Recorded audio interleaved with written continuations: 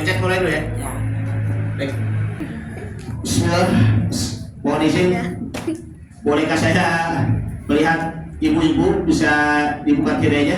Boleh. Nggak usah ya? Boleh Pak. Boleh ya? Boleh, kita ada di sini juga lansia semua. Oh. Boleh kan? Lansia biar tahu. Oke. Mohon izin semuanya Bu ya. Susah ya. Oke. Assalamualaikum warahmatullahi wabarakatuh.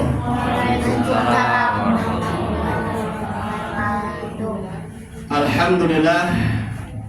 Alhamdulillahilladzi amarna bil ittihad wal i'tisam bihablillahil matin.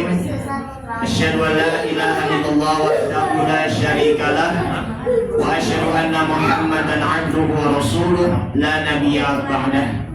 Allahumma shalli ala Muhammad wa ala ali Muhammad kama shallaita ala Ibrahim wa ala ali Ibrahim wa barik ala Muhammadin wa ala ali Muhammad kama barakta ala Ibrahim wa ala ali Ibrahim fil alamin innaka Hamidum Majid. Qala ta'ala a'udzu billahi minasyaitonir rajim. Bismillahirrahmanirrahim. Wa nunazzilu minal Qur'ani ma huwa shifaa'un wa rahmatun lil mu'minin wa la tazididz zalimina illa khasara. Shadaqallahul 'azim.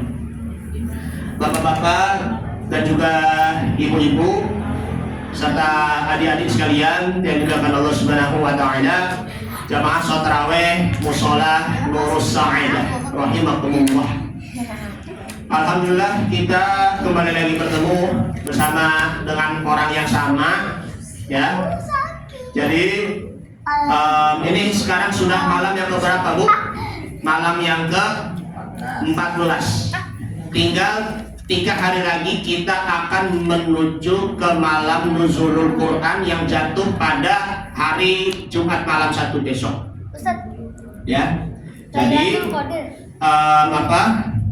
diperhatikan sekali lagi, malam nuzul Quran hari Jumat malam 1 ya. Kalau mengenai tadi yang tadi kamu katakan siapa namanya? Mohon maaf tadi namanya siapa nih? Biar ya. Yang bilang Lailatul Qadar itu ya bisa juga namanya iktikaf. Iktikaf itu kan bermalam di masjid, betul? Selama 10 hari terakhir di bulan Ramadan. Nah, maka dari itu ayo kita sama-sama perbanyak kembali membaca Al-Qur'an ataupun menghafal Al-Qur'anul Karim. Bapak-bapak, ibu-ibu serta adik-adik yang dimuliakan Allah Subhanahu wa taala, tolong adik-adik harap tenang dulu ya. Kalau kalian tidak mendengarkan ceramah, bagaimana kalian bisa memahami dan mengamalkan? Ini namanya ilmu ya, adik-adik.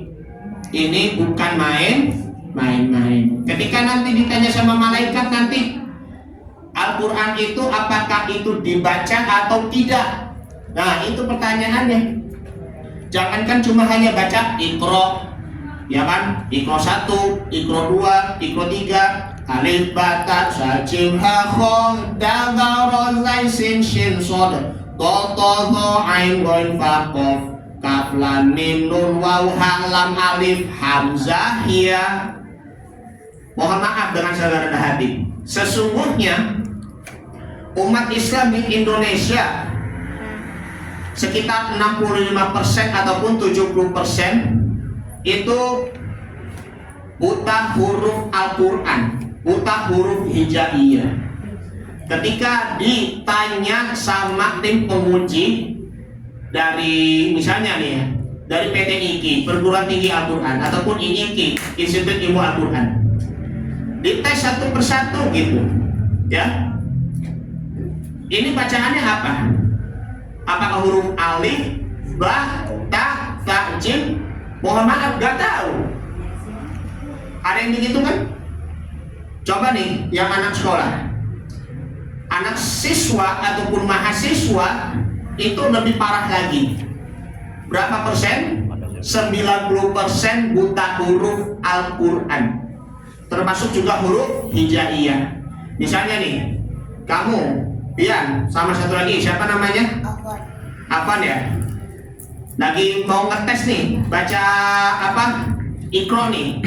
Ya, entah itu Iqra 2, entah itu Iqra 3. Ini bacaannya apa? Kalau bacaannya dia masih terbata-bata, belum begitu lancar, maka itu bakal dinilai nanti sama tim pengujinya, sama gurunya seperti itu. Makanya jangan dianggap enteng, ya. Jangan dianggap sepele dalam membaca Al-Quran. Kenapa demikian? Suatu saat nanti Al-Quran dapat menolong kita. Ini sudah berkali-kali sudah disampaikan oleh para guru-guru kita, para ulama kita, bahwa Al-Quran inilah merupakan kalamullah, firman Allah, dan dijadikan sebagai sumber pedoman utama bagi umat Islam. Sumber pedoman bagi umat Islam selain Al-Quran adalah As-Sunnah, ya. Jadi teruslah membaca Al-Quran dan maknanya juga perlu dipelajari. Sebagaimana contohnya ya, seperti kalau lagi puasa apa? Ya ayyuhalladzina amanu kutiba alaikumusiyam kama kutiba alal ladzina min qablikum la'allakum tattaqun. Itu perintah Allah, ayat Al-Quran Al-Baqarah surah kedua ayat 183. Ataupun waqimus sholata, dirikanlah sholat, wa atuz zakata, dan tunaikanlah zakat. Semua penjelasan-penjelasannya itu terdapat di dalam As-Sunnah ataupun hadis Nabi Muhammad SAW. Bahkan lebih mendalamnya lagi, yaitu adalah fikih ibadah, ya kan, fikih syariah, maupun juga fikih hukum ataupun ahkam. Sampai di sini ya Bapak Ibu yang dimuliakan oleh Allah Subhanahu wa taala. Kembali lagi. Nah, mengenai ya kita menjelang nuzulul Quran, maka dari itu yuk jangan sampai kita kalau membaca Al-Quranul Karim itu hanya sekedar musimannya saja. Betul nggak Bu? Betul kan?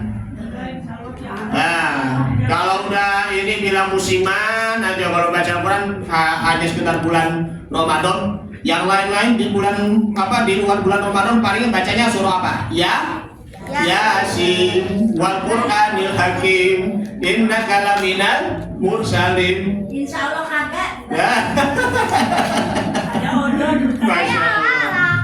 Lebih bagusnya di sini adalah kalau perlu ini, kalau kita melihat hadis Nabi Muhammad SAW an Abdullah bin Mas'ud radhiyallahu anhu, dari Abdullah bin Mas'ud semoga Allah meridhoinya, qala Rasulullah sallallahu alaihi wasallam, bahwa Rasulullah sallallahu alaihi wasallam bersabda, man qara'a min kitabillahi falahu hasanatun. Siapa yang membaca Al-Qur'anul Karim maka dia akan mendapatkan satu kebaikan. Wal hasanatu bi asyri amsalihha, dan satu kebaikan itu akan dilipat ganda 10 kebaikan, 10 pahala. Masya Allah. Lam aqulu alif lam mim, ataupun bisa juga alif lam mim shad, ataupun juga toha, kan ma anzalna alaikal qur'ana litashqa, ataupun kaf ha ya ain shad, ataupun misalnya tosim.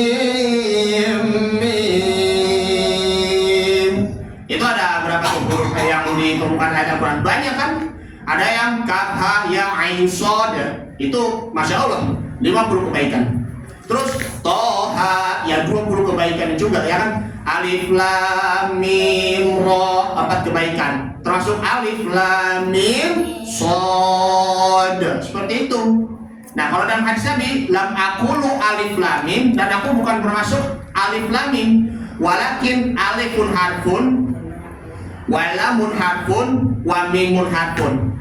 Jadi 1, 2, 3, jadi semua total menjadi 30 kebaikan. Seperti itu. Ibu-ibu sekalian yang dimuliakan oleh Allah Subhanahu wa taala, Al-Quran inilah dijadikan sebagai penyejuk hati kita dan juga dijadikan sebagai yaitu peneman, ya, sahabat setia kita ketika kita sedang dilanda stres, ketika kita sedih, ya kan, ataupun ketika kita bahagia, ataupun ketika kita di waktu lapang. Maka dari itu, di waktu lapanglah kita tengok Al-Quran, di waktu sempitlah kita tengok Al-Quran, di waktu sehatlah kita tengok Al-Quran, dan di waktu sakitlah kita tengok Al-Quranul Karim. Mudah-mudahan apa yang disampaikan dari saya pribadi bermanfaat untuk kita semuanya, dan insya Allah Al-Quran akan menemani kita nanti menuju ke surganya. Amin, amin ya rabbal alamin.